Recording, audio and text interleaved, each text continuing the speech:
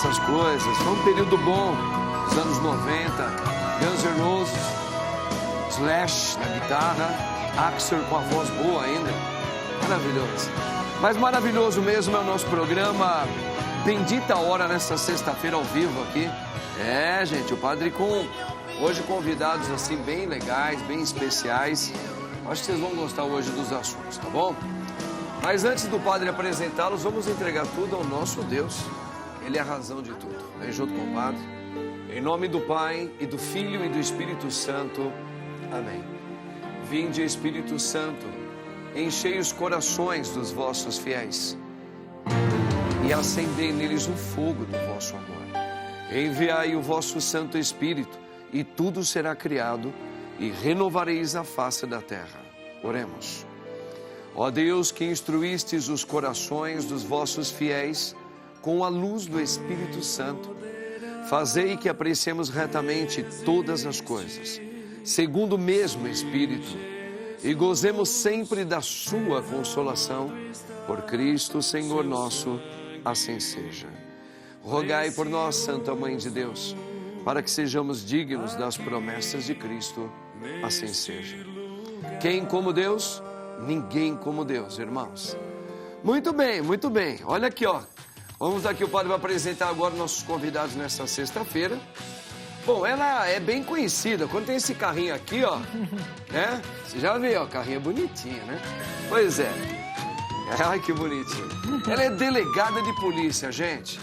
Ela é mestre em filosofia pela Pontifícia Universidade Católica de São Paulo, pós-graduada em ciências penais, pós-graduada em direito da Polícia Judiciária. Olha, ela é super competente. Estou falando da nossa querida doutora Raquel Galinatti.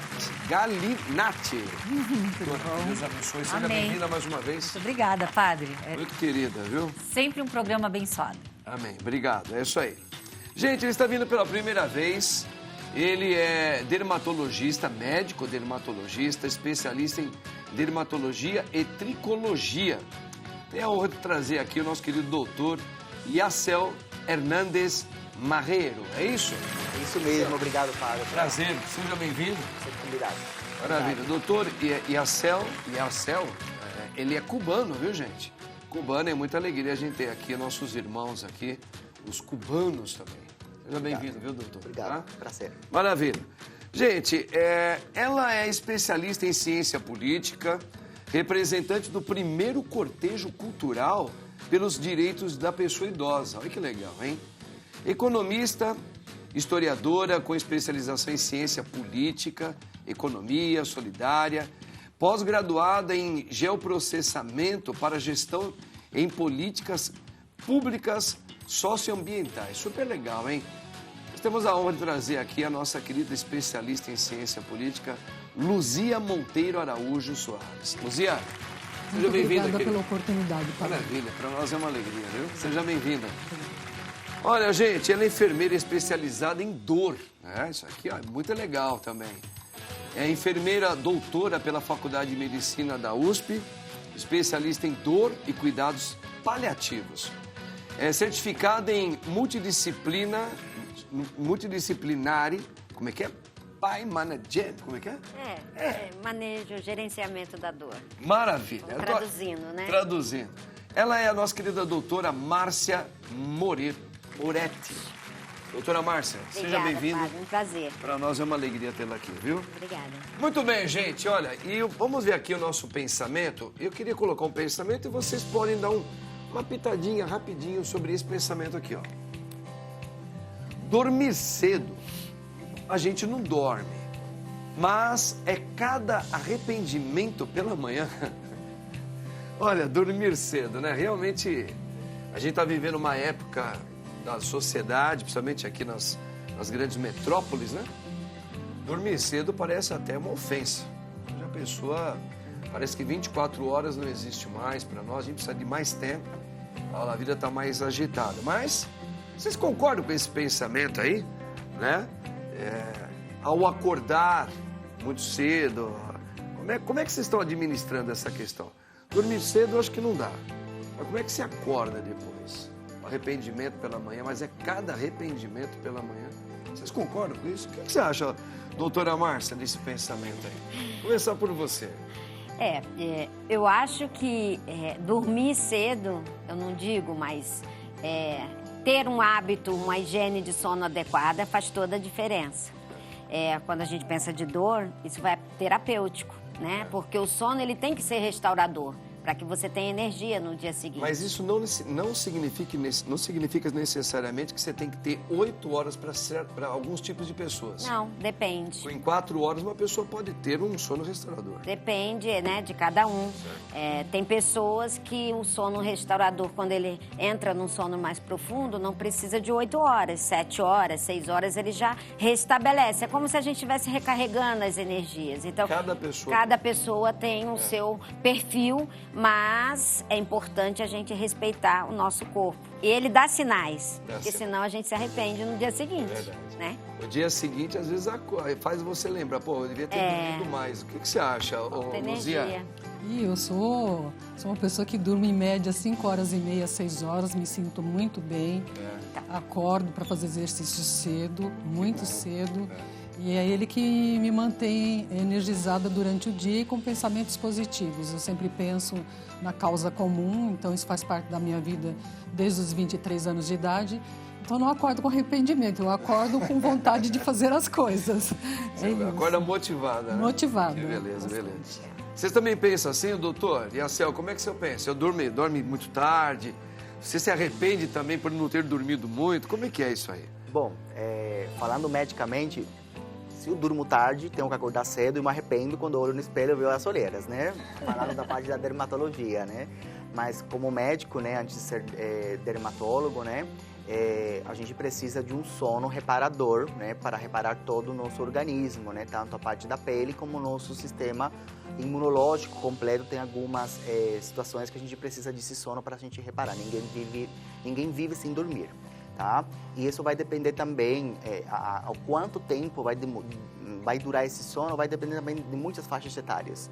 As crianças dormem mais, os idosos dormem menos, é uma condição fisiológica. Como vocês podem perceber, a gente dorme menos, cada vez que vai envelhecendo a gente tem menos sono, mas isso não quer dizer que 3, 4 horas de sono é suficiente. Pode ser que você se sinta confortável, você se sinta disposto no dia seguinte, mas medicamente não é suficiente, precisa de um sono mais profundo, né?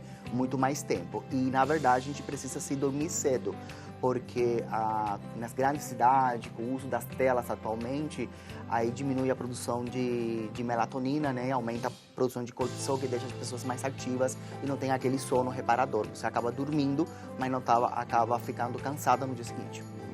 Acho que talvez o termo dormir cedo hoje está mudando muito. É dormir, né? Tem pessoas que às vezes elas precisam trabalhar durante a noite, a madrugada. Então, às vezes ela tem que dormir tarde. Uma tarde da noite, sei lá, alguma coisa. Quando eu puxava plantão noturno, realmente não adiantava dormir o mesmo período durante o dia, porque não me dava o mesmo descanso. Eu ficava praticamente quebrada 2 dias. O que eu acredito, assim, nós que atuamos com atenção extrema, ele falou na parte da medicina, mas na parte policial nós temos que estar o tempo todo em alerta. Mas um alerta que qualquer distração pode ser fatal. Então o sono é muito essencial para que a gente desperte com essa atenção. O sono, ele embriaga. O sono, ele deixa alguém cansado, estafado, também mais... embriagado, como se fosse embriagado. Então a gente precisa do sono para já conseguir usar na potência máxima esse alerta que é necessário. Maravilha, tá vendo, gente? Isso aqui é um pouco o pensamento de cada um. Por isso a nossa enquete de hoje é o seguinte: qual o horário que você costuma dormir? Antes das 22 horas, das 10 horas da noite, ou depois das 22? Então você vai votar aí no nosso Instagram oficial, @programa Bendita Hora. Depois, no finalzinho do programa, o nosso diretor vai lembrar o padre. Olha o que o povo respondeu, ó. Quem está dormindo antes das 10 e quem está dormindo depois. Se é maior o público depois ou maior antes, tá bom?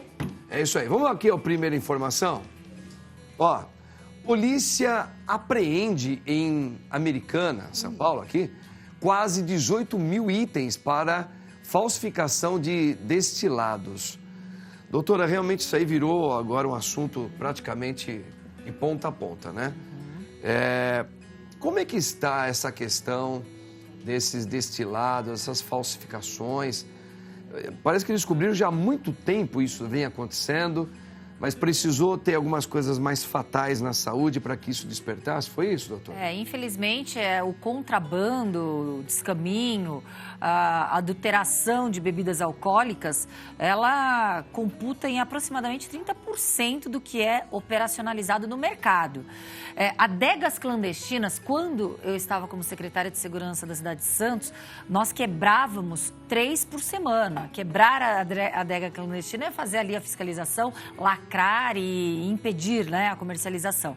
Mas elas proliferam em outros locais. Então, existe também a situação gravíssima, que é burlar todo o sistema, não só tributário, mas a falsificação, a adulteração, e também, o que é grave e triste falar, tem o mercado, tem quem consome, tem quem vá nesses locais acreditando o valor ser aquém do comercializado no mercado, isso quando eu falo varejo.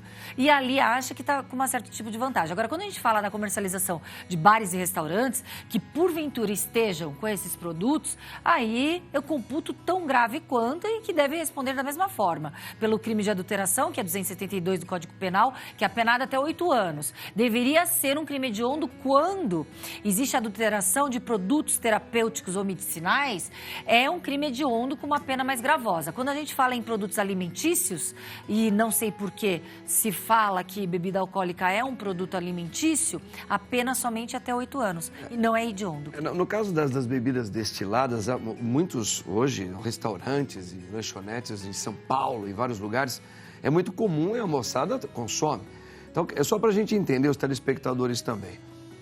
Esses restaurantes que vão fazer a compra desses destilados, existem os lugares fiéis com notas que ali tudo é legalizado, que não tem nenhum tipo de contrabando, não tem nenhuma cilada. Se está tendo em muitos estabelecimentos é porque a senhora está colocando, parece que tem alguma coisa já errada também. Quem está comprando? Exatamente, porque quem está comprando não está verificando o valor, que está muito abaixo do mercado, o lacre que está intacto, a embalagem também perfeita, toda a numeração, todos os tributos que devem ser pagos e a tributação para bebidas alcoólicas, cigarros, a tributação aqui no nosso país é altíssima. Mas deve ser assim para que tenha segurança que o produto não está envenenado, né? Perfeito. Há indícios de que acontece uma organização criminosa envolvida em tudo isso aí? Muito boa essa pergunta, padre, porque, infelizmente, no estado de São Paulo, todo crime operacionalizado, ele faz parte do PCC. Ah, mas não é o PCC de forma direta, mas de indireta é. Não tem como desvincularmos as práticas criminosas, desde sequestro relâmpago, comercialização de peças manchadas pelo sangue, que eu falo que são os produtos de receptação, explosão de caixas fortes, novo cangaço. Tudo isso está interligado, sim, a lavagem de capitais está interligado com as facções criminosas, com a facção aqui criminosa chamada PCC. Em outros estados a gente tem o Comando Vermelho, no Rio Grande do Sul a gente tem 2 ou 3 facções. Então, realmente, direta ou indireta, o PCC, a facção, está sim dentro dessa... Mas então parece-me que estão conseguindo cercar bem isso, a polícia em São Paulo, no interior... Está conseguindo devagarinho combater essa questão aí. É interestadual já. Interestadual. Distrito Federal, tivemos notícia, Pernambuco, Bahia parece que foi um falso alarde, mas já no Rio Grande do Sul, então está já interestadual, a Polícia Federal também está investigando junto com a Polícia Civil. Tomara que resolva isso aí, né? Tá bom, maravilha. Vamos aqui uma outra informação, gente, ó. Legal, doutor. Cortejo cultural em defesa dos direitos da pessoa idosa. É interessante isso daí, né? É um cortejo, o primeiro cortejo cultural. Luzia, explica um pouquinho. Você que trabalha muito nessa área, o que seria, qual é o motivo, o objetivo desse primeiro cortejo cultural pelos direitos da pessoa idosa? A gente sabe que os idosos aí, apesar da longevidade hoje, enfim, mas ainda tem muita coisa a se fazer. Qual é o objetivo essencial desse primeiro cortejo? Como é que ele está sendo organizado? Fala um pouquinho pra gente. Bom, padre e demais participantes da mesa, né? A cidade de São Paulo, a primeira questão que a gente precisa colocar é que o censo de 2022 apontou que nós somos hoje, nessa data, 2.300.000 pessoas na cidade de São Paulo. Isso representa 20%, nós estamos chegando a 20% da população. E aí, quando nós examinamos as políticas públicas, que estão todas elas já regulamentadas, nós não temos buraco do ponto de vista da legislação. Até porque nós estamos no período também, né, da grande luta das Nações Unidas, que esse período de 2021 a 2030 é a década do envelhecimento saudável. Então, quando a gente olha para isso, nós temos o arcabouço legal. No entanto, do ponto de vista da implementação das políticas públicas, nós representamos no orçamento público na cidade de São Paulo 0,1% desse recurso público.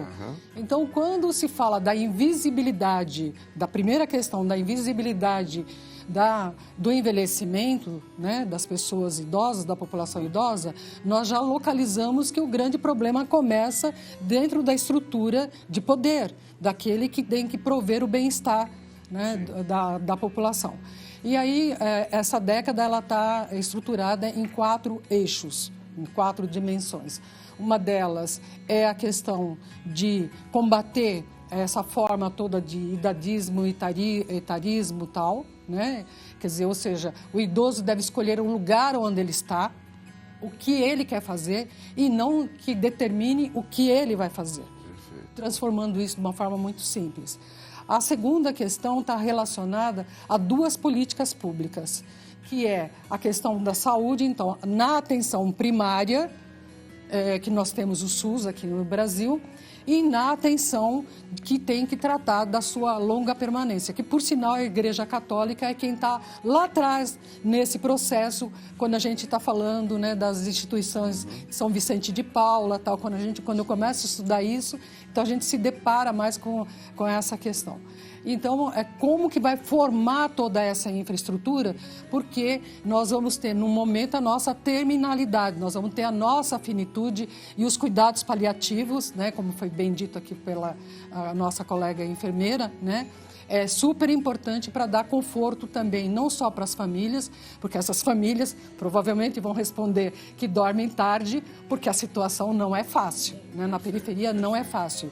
E a última questão que está colocada é a participação do idoso. Por quê? Porque aquele idoso que é saudável, ele precisa ter uma infraestrutura dentro da cidade que ele possa praticar esportes, que ele possa encontrar pessoas, que ele possa ter uma vida comunitária, que ele possa ter, ou seja, um processo que a gente chama que a cidade não pode ser hostil. E não é hostil para os idosos, é hostil para todas as pessoas. Todas as pessoas. Então, se ele olha por idoso, então eu queria encerrar essa minha fala aqui, falando de uma frase que eu acho muito importante, até porque eu sou pernambucana, né, na minha origem, do Dom Helder Câmara, em que ele diz: o modo como tratamos nossos idosos é um termômetro ético da sociedade. E eu me pergunto se nós estamos tratando adequadamente. Eu sou uma usuária diária do transporte público. Sim. E ontem estava no metrô, ele dizia assim, olha, 360 mil idosos são transportados todos os dias no metrô. E a gente entra e vê, né, as pessoas não se levantam para essas pessoas, com gente com dificuldade. Então, eu tenho 72 anos, e aí as pessoas às vezes chegam para mim e eu falo, não, eu vou levantar e vou dar um lugar, que é para ensinar o outro que ele tem que levantar, que é um absurdo isso. Isso é verdade, né? Verdade. Então, o cortejo cultural teve que pauta? Nós estamos num ano conferencial nacional da pauta do idoso. Sim, sim. A cidade de São Paulo passou pela conferência municipal. Terminamos essa semana que passou a conferência estadual e estamos no momento da nacional.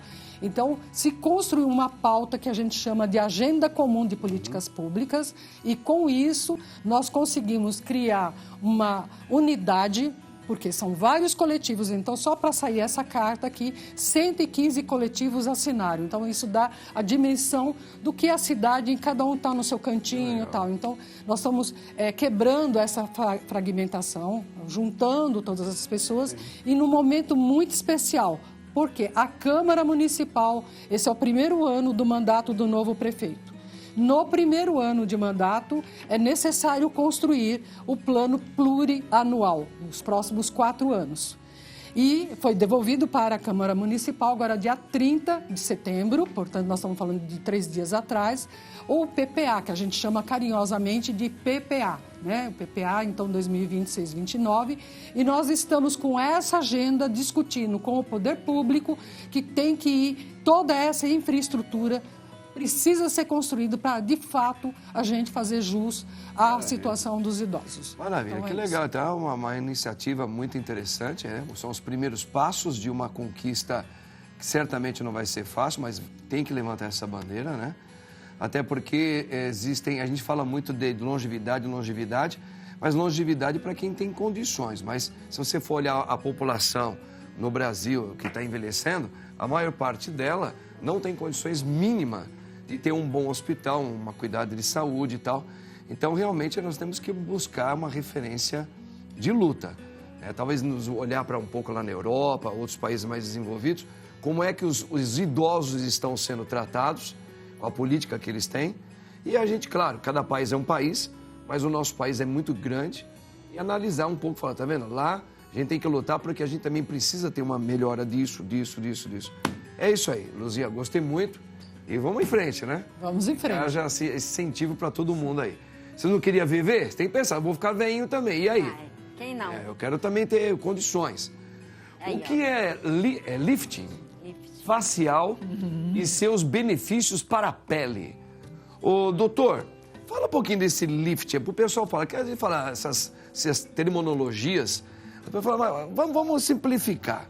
O que é esse lift facial e quais são esses benefícios que ele pode e traz na pele do ser humano, homens e mulheres, idosos, jovens, enfim? Bom, o lifting facial é um procedimento estético onde tem como função levantar e reposicionar os tecidos, a pele, tecido celular subcutâneo, que é a gordura, e os músculos, devolvendo, né, uma estética facial mais jovial, mais jovem, combate o envelhecimento. Mais descansada, né? A pessoa quando faz esse tipo, parece que está com uma cara descansada. Melhora rugas, melhora flacidez, né? É espetacular. E esse procedimento de lifting pode ser feito de 2 formas. O cirúrgico, que é feito por cirurgiões plásticos altamente capacitados para fazer esse procedimento, e o não cirúrgico, que é feito também por dermatólogos, outras áreas da estética que trabalha com procedimentos com preenchimento, toxina botulínica, fio de sustentação, estimuladores de colágeno e as tecnologias que fazem esse procedimento, como laser e ultraformer.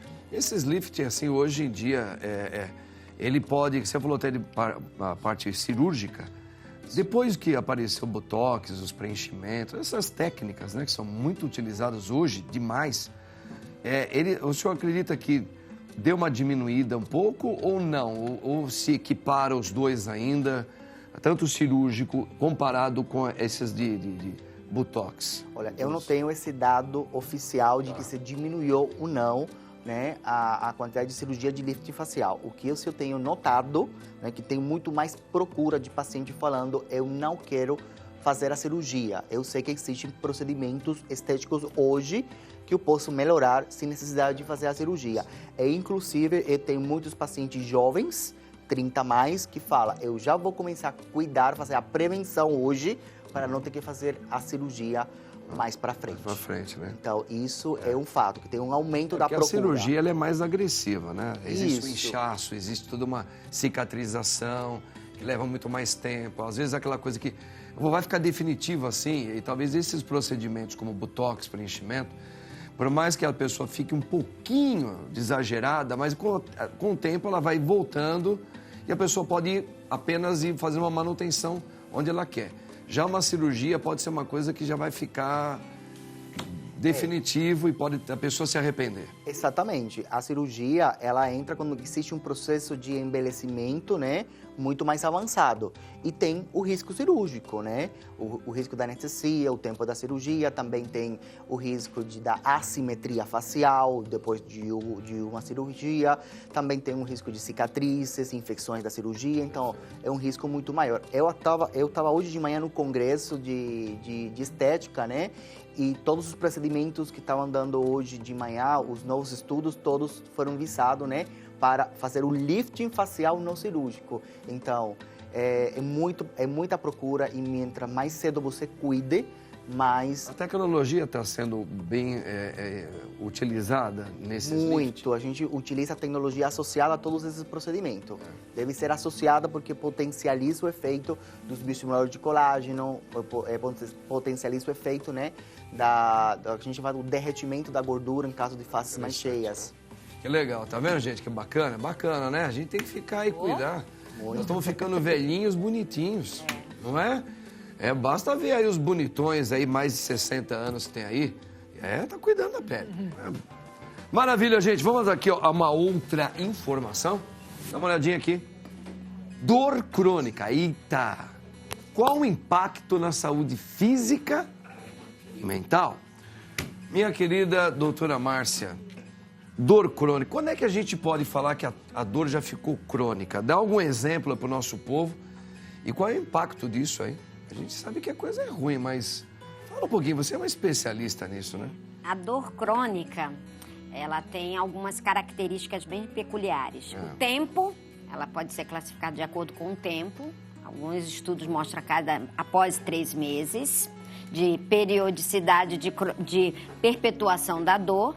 Ela tem outros mecanismos de transmissão que podemos caracterizar como dor crônica, mas o fato é que a dor crônica, ela é uma experiência que envolve toda a percepção dolorosa, envolve também uma experiência emocional. Porque, inevitavelmente, a dor, ela sempre vai ser uma experiência que envolve o sistema nervoso, mas também que envolve o componente psicoemocional. Porque com o passar do tempo, essa dor perpetuando, ela afeta várias áreas da vida do paciente, né? As dores crônicas, por exemplo, a gente pode exemplificar como as enxaquecas, fibromialgia, as dores relacionadas ao câncer, né? Temos vários tipos de dores crônicas. O que a gente sempre explica para o paciente é que há possibilidade de tratamento desde que a gente respeite toda a complexidade que envolve a dor. E não há possibilidade de tratar a dor crônica apenas com medicação. Existem outras formas que não envolvem remédio que ajuda tanto no componente físico, que muitas vezes a pessoa fica limitada, ela tem um prejuízo na sua capacidade funcional e isso vai deixando ela cada vez mais excluída das atividades sociais. Aí a relação entre dor crônica,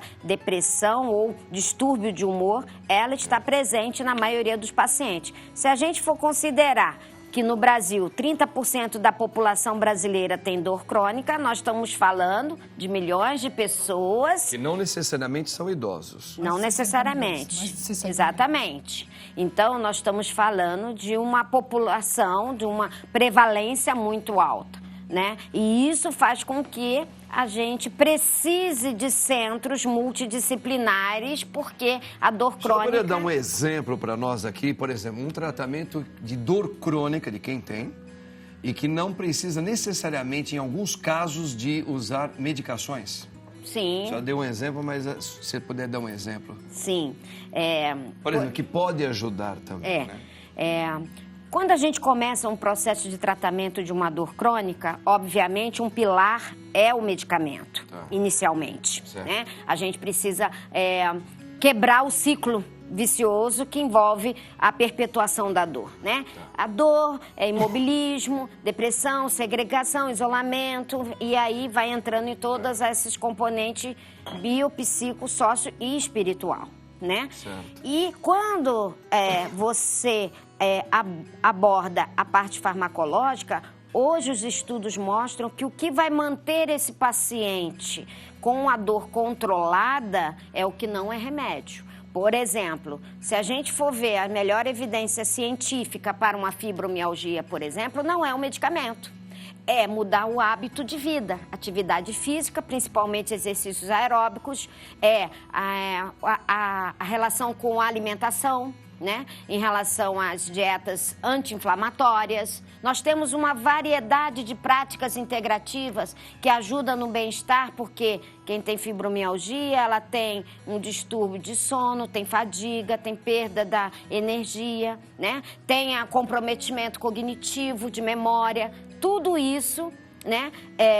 Muitas das vezes nós conseguimos controlar e conseguir que o paciente ganhe qualidade de vida com o que não é remédio. Acupuntura, né? Nós temos 25 práticas integrativas dentro do Sistema Único de Saúde. Então, nós temos um arsenal riquíssimo que pode ajudar esses pacientes a ter um controle da dor. Porque quando a gente fala de dor crônica, a gente não fala de cura essencialmente só. A gente fala de controle. Então, hoje é possível você ter qualidade de vida mesmo com dor crônica. Claro que esse é um outro assunto, mas não é isso que nós vamos entrar. Mas depois disso, ainda é você ter o desafio de encontrar pessoas com uma competência, como a senhora tem, mas de confiança também. Porque a gente hoje vê muitas famílias que reclamam o trato com a pessoa que está sofrendo com dores crônicas. E às vezes aquela pessoa contratada, às vezes ela faz algumas coisas que não são legais. Né? Às vezes até uma ameaça, alguma coisa que a pessoa fica... Ainda mais, deixou de ser crônica, passou a ser medo.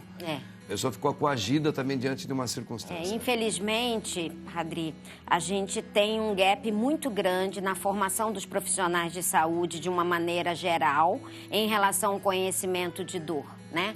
E quando eu falo profissional de saúde, eu não estou falando só, tem um enfermeiro, fisioterapeuta, um médico, né? Então, por quê? Na nossa formação, nós não temos disciplinas específicas para o manejo de uma dor aguda, quanto mais uma dor crônica, que é um fenômeno extremamente complexo. E aí, o paciente busca o serviço e muitas vezes as pessoas não compreendem e negligenciam o tratamento. Sem dizer que as pessoas querem o mínimo de um tratamento, é um olhar, um sorriso. Acolhimento. Um acolhimento. Às vezes profissional e às vezes é sério, grosso, duro. O cara já está cheio de dor crônica, olha para a pessoa, eu quero morrer.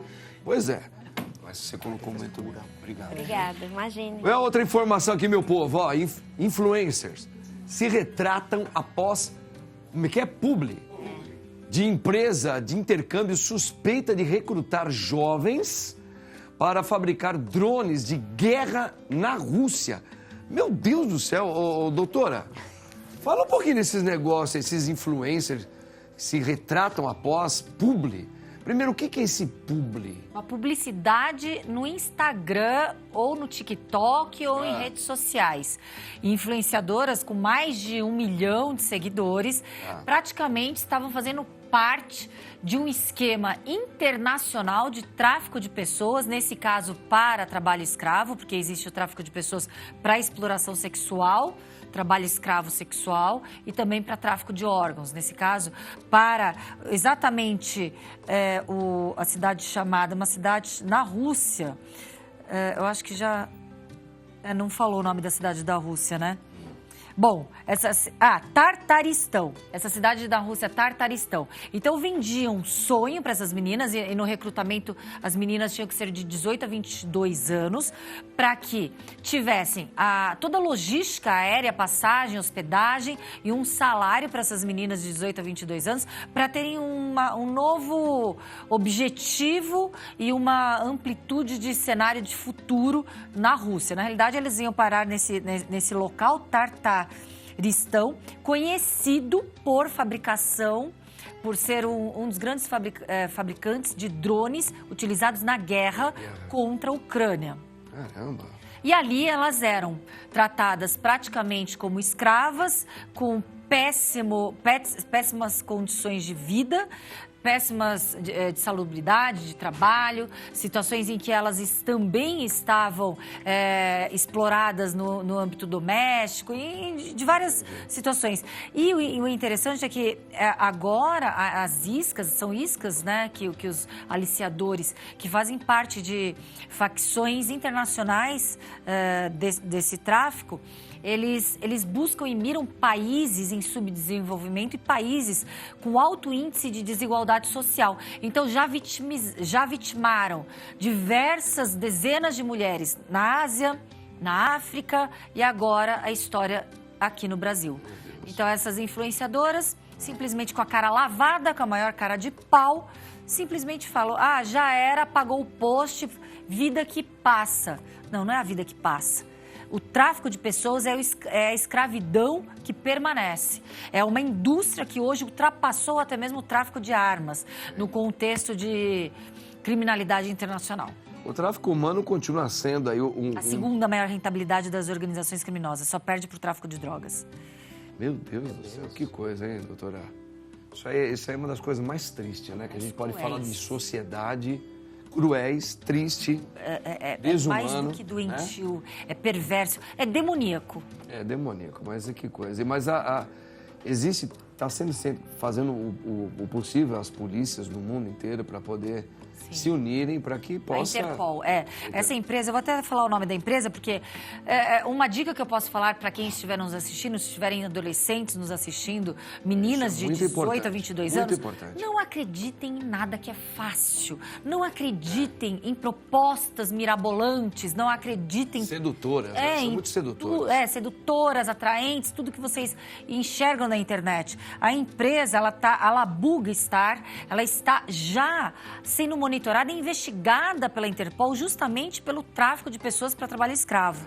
Então, é necessário que tenha um choque de realidade, porque essa ingenuidade pode custar a liberdade. E é justamente isso. São jovenzinhos que eles ainda não têm experiência na vida, eles acabam sendo um alvo fácil, muito fácil. E às vezes eles vão contra o pai e a mãe, tá achando que o pai e a mãe não quer a alegria dele, não quer a felicidade dele. Então eles vão lá até contra o pai e a mãe e caem nessas conversas mole aqui, né? A doutora está falando. É uma maneira fácil, é uma proposta fácil para você se dar bem, fazer sucesso, ganhar dinheiro, ser famosa, ser famoso. E é aí que mora o perigo. Aí entra um pouquinho a malícia de quem já viveu um pouquinho mais. Tá bom? Então os pais devem ficar muito atentos. Padre, eu nem vou falar o nome dessas influencers, porque no caso, na minha concepção, não são influencers. São pessoas que propalam a criminalidade. Então as pessoas elas têm que ter muita atenção para quem elas seguem na internet. Sem dúvida nenhuma. Tá vendo, gente? Cuidado, hein? Vamos olhar aqui, ó. Como fazer idosos se sentirem menos sozinhos? Pô, isso aqui é uma pergunta, eu acho que ela deve ser talvez a mais emblemática, né? O idoso normalmente ele se sente sozinho por vários motivos, né, Luzia? A idade chegou, às vezes a correria do dia a dia parece que não insere mais a pessoa no meio. Agora os que dependiam do pai e da mãe, do avô, da avó, agora cada um está correndo atrás de si, da sua vida. E o idoso vai ficando sozinho, parece que ele não tem muita conversa legal, parece que ele fica repetitivo, ele não está antenado para a maioria das pessoas, então você não sabe o que você está falando, dá um tempo, você é chato, né? Mas a questão é, como podemos, né, fazer eles se sentirem menos sozinhos? Isso aqui é que importa. A gente sabe que muitos idosos se sentem sozinhos. Quais seriam as chaves para a gente poder controlar isso aí, para eles não sentir tão mal assim? Padre, eu vou colocar primeiro uma questão anterior. É um dado que é importante, porque a importância da gente participar dos coletivos é que cada um tem uma forma de construir e tem muitas informações que hoje não estão nesses espaços onde tem um alcance nacional. E é preciso, inclusive, dar visibilidade para esses trabalhos, porque eles vão trazendo informações importantíssimas. Então, um coletivo chamado Envelhecer, ele se reúne na Faculdade de Saúde da Santa Casa de Misericórdia e dentro dele tem um grupo que desenvolve pesquisas, né, que é o professor Nivaldo Carneiro, que dirige essa pesquisa. E essa pesquisa, então, tem um foco dela só sobre as pessoas que moram sozinhas, porque elas também, você tem uma conversa, mas você não tem números, você não tem dados. E a partir daí, desses dados, nós temos algumas coisas que são muito interessantes, porque esse estudo está sendo concluído, vai ter inclusive um seminário na Faculdade de Saúde Pública da USP. Daqui a alguns dias, não lembro a data aqui, mas a gente passa. Bom, então é o seguinte, em 2014, o dado era que nós tínhamos 7 milhões de pessoas no Brasil morando sozinhas. Agora, você imagine como é que foi o impacto do Covid. E nós, eu estou falando que eu moro hoje na Vila Mariana, nós tivemos, durante um período de chuvas, ficamos com locais que tinham 5, 6 dias sem energia elétrica. Sim. E esse idoso mora no último andar. Então, como é que faz para descer, para comprar, ter comida, uma série de... Então, tem questões novas que estão se colocando aí. Perfeito. Bom, se o dado era esse em 2014, em 2024 o dado fecha com 14 milhões de pessoas. Meu Deus. Então, isso significa que é um fenômeno novo. E no caso brasileiro, também é uma questão que está sendo estudada. Por que há essa busca de estar sozinho? E dentro desse dado do sozinho, nós fomos localizando que boa parte, né, um fenômeno que a gente tem hoje na cidade de São Paulo, a gente tem aproximadamente, nesse dado, de 800 a 1 milhão de pessoas nessa condição e a maioria são mulheres. Sim. Então, essa é uma questão. E as mulheres, elas são pessoas que gostam de conversar, diferentemente dos homens. Um pouquinho mais calados. Né? Então, é diferente a maneira como a gente desenvolve, sim, porque a gente está o tempo inteiro no cuidado. Essa também é uma outra questão, né? O cuidado é uma quase que um ente feminino, né? Mas a gente está nesse processo de discussão. O dado que nós temos aí é o seguinte, isso também é uma questão importante para a gente colocar na cidade de São Paulo. A lei orgânica do município, quando foi aprovada, que é o que seria a Carta Constitucional, é a Carta Constitucional. Todos os municípios têm a lei orgânica do município. Tem a Constituição Federal, tem a estadual e a lei orgânica do município. A lei orgânica do município da cidade de São Paulo colocou que tinha que construir núcleos de convivência do idoso. 1990. Nós estamos chegando em 2025... E a gente olha um conta-gotas. Nossa. E esses espaços são espaços muito importantes, porque é lá que você desenvolve atividades de várias naturezas e tem esse espaço da convivência, do conversar, de socializar, de sair de casa, de não sobrecarregar tanto a família e tal. Então, mais uma vez eu estou trazendo esse dado para a gente chamar a atenção que ele foi pensado do ponto de vista de políticas públicas. Ele está colocado, o que ele não está é concretizado. Então, por isso que o cortejo e toda essa organização tem sido extremamente importante para trazer que essa política precisa ser efetivada. Sem dúvida. Né? Essa solicitude para o idoso, né?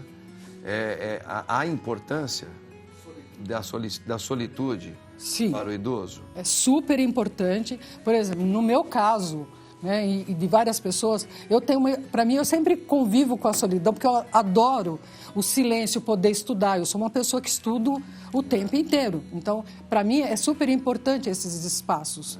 Agora, tem aqueles que fizeram as escolhas, tem pessoas que estão ativas, são ativas. A gente tem encontrado pessoas com 80 anos. Nós tivemos dia 1º de outubro, de uma senhora, Dona Eunice, eu quero fazer uma homenagem a ela, eu a conheci na porta da Câmara Municipal. Ela desceu do carro, ela falou assim, olha, eu estou vindo aqui para a atividade do cortejo e hoje eu estou fazendo 92 anos. Ela não tinha com quem comemorar. Nós almoçamos juntos e ali fizemos a comemoração do seu aniversário. Então, mostrar assim, nós temos várias ideias em relação a isso, é possível, então aí são comunidades solidárias, né, onde a gente pode desenvolver, mas você tem que ter esses espaços e aí, doutora, a segurança também é um ponto importante.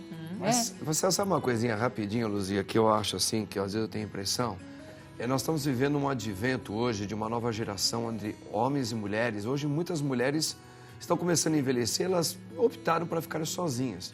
É uma questão até cultural. Antigamente a maioria das grandes mulheres, das mulheres, né? Elas todas se casavam. Então existia uma certa dependência, a vida dois. E quando havia aquela dependência mútua. Hoje é uma geração onde a mulher, e tanto a mulher e o homem, ele está mais individualizado. Eu acredito que essa geração, dessa nova geração, que começa também a envelhecer, talvez essa solidão para eles seja talvez, dependendo do país, da circunstância, da metrópole, seja menos agressiva para as pessoas, porque hoje nós estamos aprendendo a ser mais sozinhos, desde muito novos. Hoje a pessoa não quer se casar, eu não quero ter ninguém, não quero ter 2 filhos, eu quero eu sozinho, eu no máximo uma outra pessoa. Agora, as gerações mais passadas, a época da minha mãe, meus avós, tudo, era uma geração muito grande, de mãe, esposo, filhos todos juntos. Então, quando eles envelhecem, morre o marido, a mãe já leva um baque muito grande, porque ela não estava socializada no trabalho, etc. e tal. Hoje não, hoje a gente vê mulheres hoje que ela casou por uma opção dela, mas ela não precisa se casar para ter um companheiro. Ela se vira sozinha. Mas isso é uma chave mais ou menos nova. Sim. Então eu acho que quem está sofrendo mais a sua solidão é a geração dos nossos pais, mas esse é o meu pensamento, tá? Eu acho que isso vai ser um dado da pesquisa. A gente estava tentando avançar para, inclusive, trabalhar melhor isso, né? E realmente essa questão ela está posta. Então, para nós isso é um fenômeno que a gente precisa se debruçar um pouco mais, porque também a nossa vida aumentou, né? O tempo de vida tem aumentado. Essa geração dos nossos pais ainda continuam por aí de uma certa maneira. Mais uma informação aqui, ó. Vamos lá. Tecnologia a favor do tratamento do melasma. Melasma são essas coisinhas aqui, doutor? Não, é a mancha marrom mais grande. Aqui, maior? Aqui? Essa é uma melasma? Isso, é o melasma. E o melasma, doutor, ele pode ocasionar por quais fatores que um ser humano pode adquirir o melasma? Bom, essas manchas. O melasma, ele é uma doença crônica multifatorial. Está envolvido muitos fatores, como idade, sexo, transtornos hormonais, radiação solar, medicamentos, cigarro, alimentos. Então, é uma doença multifatorial, crônica. Hereditária. Hereditária, de evolução crônica, e ela é bilateral, afeta ambos os lados do rosto. Mas tem gente que tem só de um lado, né? É raro, às vezes não é raro não, tem que ser bilateral, o melasma é bilateral, só que pode ser que em um lado ela tenha muito mais melasma que o outro, muito mais pigmento no outro, ou que tenha, que seja mais clarinho realmente. Como que é feito com a tecnologia esse tratamento para amenizar? Porque eu não sei se retira totalmente, ou retira. Como que é esse tratamento, doutor?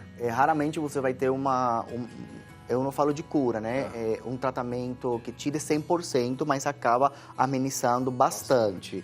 E as tecnologias chegaram para melhorar, né, o melasma, para nos auxiliar.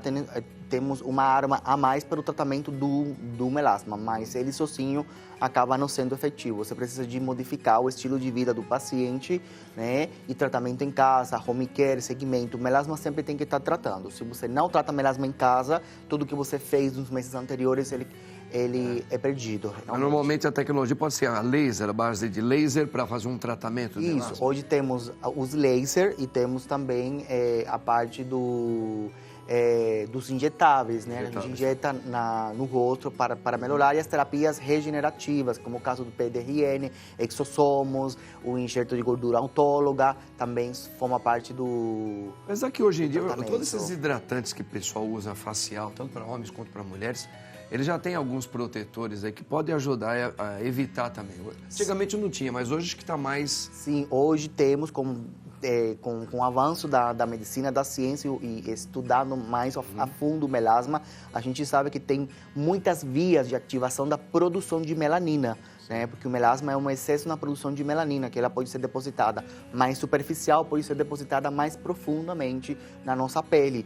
Então, temos, com o avanço da ciência, a gente descobriu novos tratamentos para tratar diferentes pontos da ativação da produção da melanina. Então, a gente tem hoje produtos tanto hidratantes como cremes clareadores, até protetores solares, que já está incluído dentro do protetor solar, ativos clareadores que melhoram diminuem a produção de melanina, e também tratamento oral.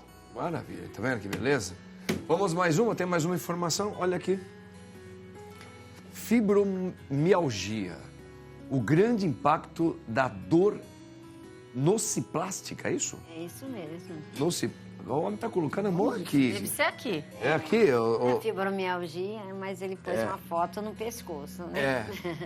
Fala um pouquinho dessa fibromialgia, doutora. Então, a fibromialgia é uma dor crônica que ela é classificada, porque a dor crônica ela tem várias classificações. Ela é classificada como a dor nociplástica, que é aquela dor onde há, com a perpetuação do estímulo, alterações neuropsíquicas e de transmissão dolorosa que gera aquela memória de dor. O paciente, imagine que é uma cerca elétrica.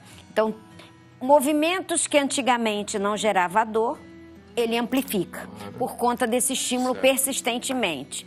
Não tem uma fibromialgia, não tem um diagnóstico em que você possa fazer um exame de imagem. Não acha a evidência. Ele é totalmente clínico. Então, você tem os exames normais, porém o paciente tem uma dor generalizada. Hoje a fibromialgia ela é caracterizada como uma síndrome, porque não é só a dor generalizada. Ela tem fadiga, o paciente tem distúrbios gastrointestinais. Então é uma série de sintomas, de condições clínicas que piorem muito a qualidade de vida do paciente. Então ele tem dores nas articulações, tem rigidez matinal, isso tudo vai piorando toda a condição dele e a autonomia dele. Ele vai ficando extremamente debilitado e fragilizado, né? Recentemente até tem a legislação que dá direito ao paciente com diagnóstico de fibromialgia, né? Ter a lei, né? E ter direito ao PCD, né? Isso é o que está hoje em grande discussão e análise aí, para que realmente comece a compreender que não existe um exame que mostre eu tenho um diagnóstico, mas ela existe. Então, ele é totalmente clínico, por isso que é tão difícil. E as dores nociplásticas, elas são complexas e disfuncionais, porque altera toda a dinâmica e a função do indivíduo. Ele perde muito toda a parte física, mas também social, emocional. Então, isso faz com que a dor acabe gerenciando a vida dela. Então, o que eu digo? É aquele paciente que ele só vai fazer alguma coisa hoje, acordar e fazer alguma coisa se ele, dependendo da dor. Então, ele acaba ficando hipervigilante, né? Extremamente depressivo, né? Ansioso, muitas vezes, e isso piora a dor. Isso que poderia estar originando uma fibromialgia? Isso daí a gente... tudo que a causa, né? Causa. Então, isso tudo, a ciência básica vem trazendo os estudos, mas a gente tem muitas coisas na dor, porque ela é uma especialidade muito recente na medicina, né? E que a gente não tem muitas respostas. Existe uma linha, né, genética, imunológica, num sistema modulador da dor um pouco incompetente, que faz com que o paciente tenha essa amplificação. Então, existem várias linhas de possibilidades, mas não tem uma que é assertivamente, assim, diferentemente de outras síndromes dolorosas que a gente consegue, porque é uma doença, né? A dor crônica hoje é uma doença, a gente tem CID para ela, né? A fibromialgia entra debaixo desse guarda-chuva. E por ser uma dor nociplástica, como outras, ela é extremamente debilitante em termos de tratamento, que nós temos ainda poucos centros oferecendo essa condição para os pacientes, né? E, consequentemente, um sofrimento muito grande, né? Aí, dependendo de homens, mulheres, jovens... Não, ela comete mais mulheres. Eita. Em 9 mulheres, um homem. Que coisa, hein? Prevalente em mulheres. Bom, gente, nosso programa acabou. Que pena, não é? Tá vendo? Tá muito bom os assuntos todos aqui. Vamos ver aqui a enquete, vamos ver aquele resultado lá? É verdade. Qual o horário que você costuma dormir? Antes das 22, 34,1%. E depois, olha depois das 22, ó. Eita. 65,8% da população. Gente, tô falando, a população mudou seus hábitos, né? Gente, eu agradeço muito aqui a todos vocês. Luzia, gostei muito das suas colocações, parabéns pelas suas iniciativas. Muito obrigado pelo espaço e aqui eu falo em nome de vários coletivos e agradeço por eles também terem me permitido estar aqui. Maravilha, tamo junto. E conhecer essa gente bacana que está nessa mesa. Obrigada. Que legal, bacana. Doutora Márcia, eu gostei muito das suas colocações, muito capaz. Obrigada, padre. Tá? Doutora Raquel, a senhora, como sempre... Obrigada, aprendi muito, eu sempre aprendo. A gente aprende também, né? Muito. Doutor Yacel Hernandes. Muito obrigado. Prazer, foi muito bom. Obrigado pelo convite. Até a convite. próxima, se Deus quiser. Gente, final de semana abençoado, domingo aos católicos na missa, tá? Que Deus abençoe em nome do Pai, e do Filho e do Espírito Santo. Amém. Tchau, meu povo. Olha o povo aí, ó. Oh, darling.